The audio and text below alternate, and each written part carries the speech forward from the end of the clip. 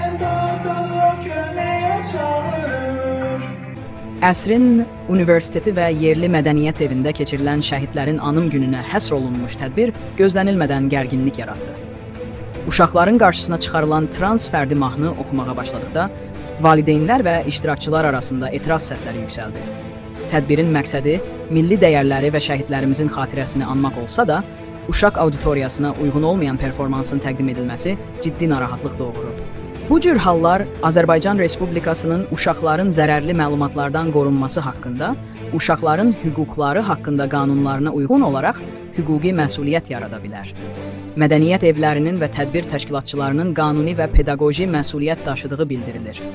Dövlət qurumları, Ailə, Qadın və Uşaq Problemləri üzrə Dövlət Komitəsi, eləcə də mədəniyyət idarələri məsələnin araşdırılmasını və gələcəkdə belə halların qarşısının alınmasını tələb edə bilər.